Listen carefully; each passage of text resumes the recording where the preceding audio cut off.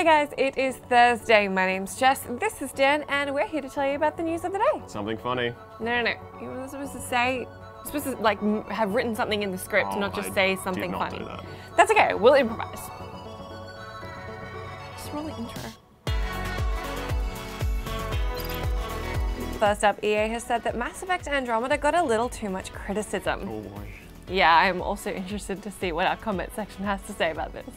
You guys don't need me to tell you that Andromeda wasn't exactly globally well received, but EA boss Patrick Soderlund thinks the criticism wasn't all justified. He told Game Reactor, "I usually don't do this, but this is one of those places where I feel like the game got criticized a little bit more than it deserved. I think the game is actually a great game. Yes, we have to acknowledge the fact that there were some things that maybe we could have done better, absolutely. But as a whole, if you go in and buy the game today with everything that's in it today, I believe that's a game worth buying personally." There you go, gang. The boss of EA says the EA game Andromeda is totally worth buying. Jess's excessive salt aside, Andromeda did improve after release with better, less horrifying animations, multiplayer updates, and new content. That said, BioWare have said that they're finished with the single-player content for Andromeda and the series is now on hiatus. Soderlund added that he has hope for the franchise though, saying, "I see no reason why we shouldn't come back to Mass Effect. Why not? It's a spectacular universe. It's a loved series. It has a big fan base and it's a game that has done a lot for EA and for BioWare." He added that if the series does come back, it will need to be relevant, fresh, and exciting. You know, all the buzzwords from the 90s. Do you think Mass Effect should come back?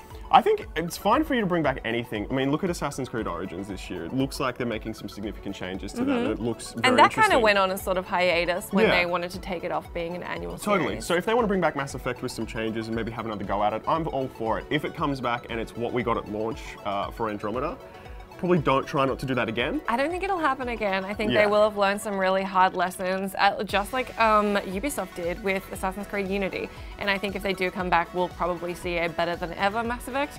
I think most of the people out there, even the ones who really criticize Andromeda, would be happy to see the franchise return. But let me know if I'm right or not in that comment section. Blizzard have been busy little beavers, it seems. They certainly have. In the last week, they've announced changes to Diva. They brought out a new short about May, a Hearthstone musical number, and also a new map set in Australia for Overwatch called Junkertown. Yeah, and they're still not done. There's been a massive overhaul to Mercy in the PTR today, so here's the details on that.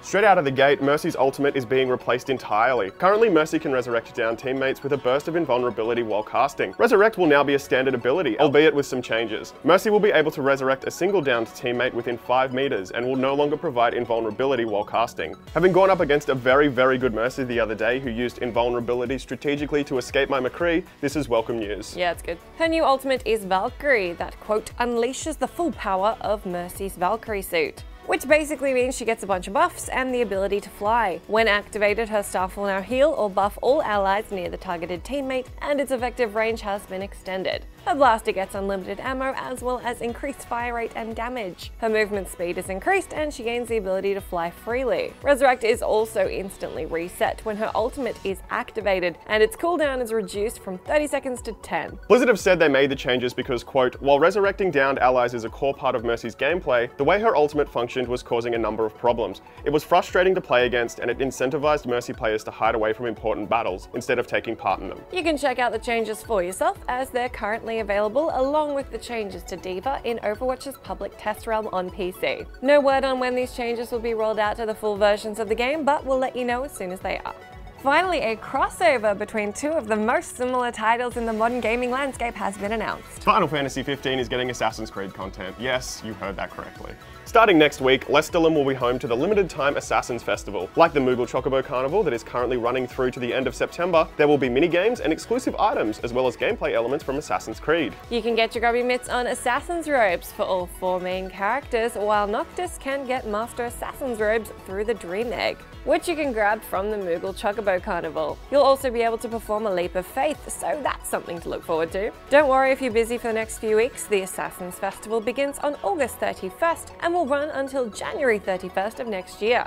Thank you so much, Square Enix, for giving me an excuse to roll my favorite Hideo Kojima video of all time. I'm gonna roll it right now. Did you like it?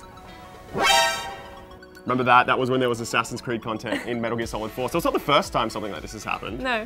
And, but, I don't know, Final Fantasy and Assassin's Creed. And in the trailer, you see them running around in Assassin's robe while everyone else is in their Final Fantasy gear.